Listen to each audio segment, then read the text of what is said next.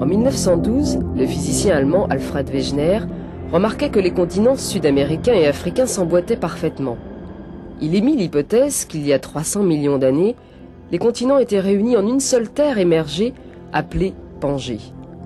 100 millions d'années plus tard, cette terre se serait morcelée en fragments qui auraient dérivé à la surface du globe et formé les continents actuels. Pour étayer son hypothèse, Wegener présenta des preuves dans différentes disciplines: géologie, paléontologie, paléoclimatologie. Dès cette époque, des physiciens émettent des objections. Les fonds des océans et les continents sont solides et rigides, ce qui semble interdire a priori tout déplacement. Ce n'est que 50 ans plus tard que des géophysiciens océanographes, comme Xavier Le Pichon, reprennent cette hypothèse en la modifiant et établissent la théorie de la tectonique des plaques.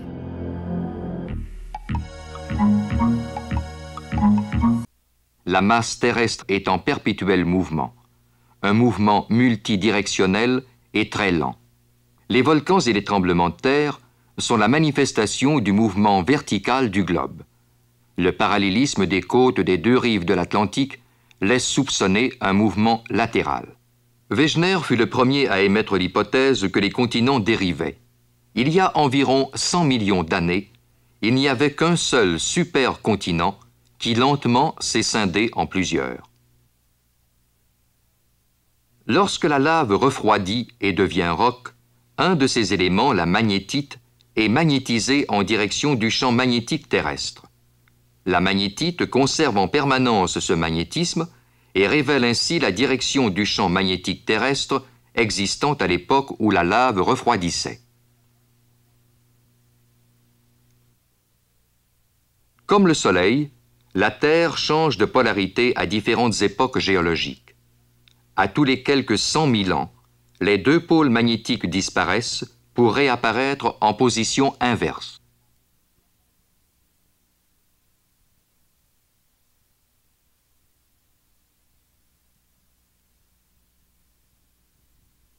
L'étude des coulées volcaniques à l'aide de magnétomètres permet de déterminer leur âge et d'établir une échelle chronologique. Le gris marque les couches magnétisées dans le sens actuel du champ terrestre, le blanc les couches en sens inverse.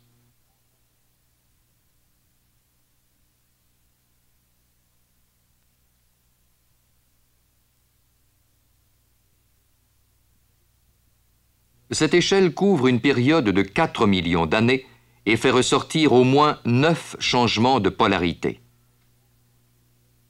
Chaque couleur représente 1 million d'années. Ce phénomène a été universel. Des études menées dans le monde entier le confirment.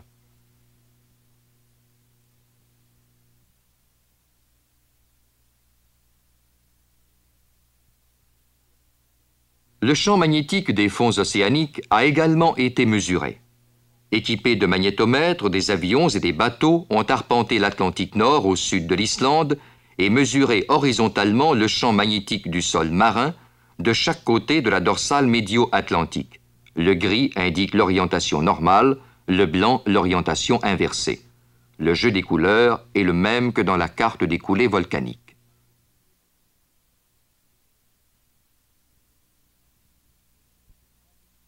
Ce schéma décrit le sol de l'océan, parallèlement à la dorsale médio-océanique sur une distance de plusieurs milles.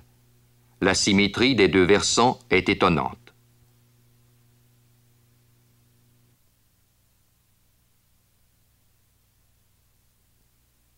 Les couches magnétiques qui s'étendent de chaque côté de la dorsale sont réparties selon le même ordre que les coulées volcaniques des blocs continentaux.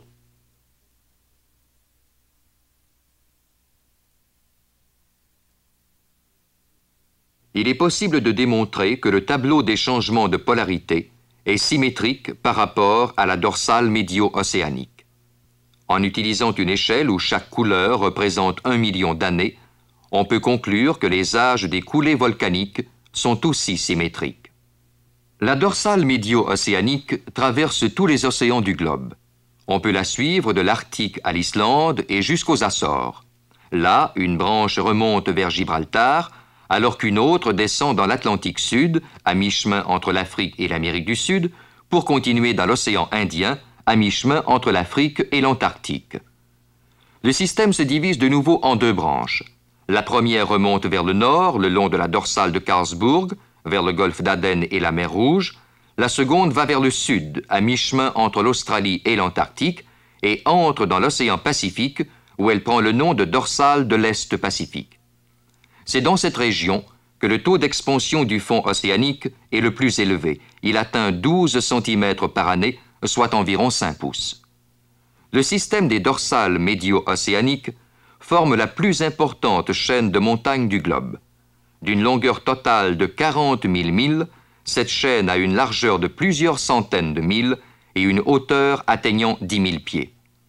Après avoir traversé le Pacifique, la dorsale de l'Est Pacifique entre dans le golfe de Californie et dans la fosse Saint-André, région affectée par de fréquents tremblements de terre.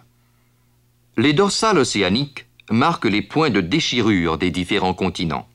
Une tension exercée à angle droit par rapport à la dorsale a d'abord créé une crevasse, puis la séparation complète des continents. Chaque couleur représente 1 million d'années. Comme des laves jaillissent continuellement du manteau de la Terre, les sédiments les plus jeunes se trouvent près de la dorsale et les plus vieux en bordure des continents.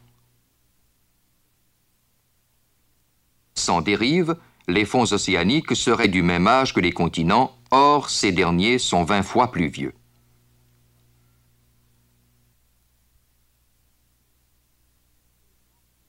Quelle force gigantesque contrôle le déplacement des blocs continentaux de notre planète? Une hypothèse prévaut. Toutes les roches contiennent des matériaux radioactifs, uranium, thorium, potassium, générateurs de chaleur.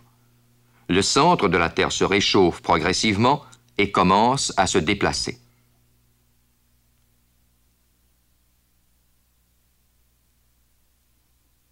La soupe qui bout illustre le mouvement de deux types de surface. Le liquide bouillant converge vers la surface alors que l'écume s'accumule sur le dessus. Comparons l'écume au continent et les bouillonnements de la soupe au fond océanique. De nouvelles matières remontent de l'intérieur vers la surface, provoquant le déplacement lent vers la périphérie de l'écume accumulée à la surface. Là où les courants s'élèvent et se séparent, ils exercent une tension qui provoque le bris de la surface rocheuse. Une petite quantité de lave déborde et est magnétisée.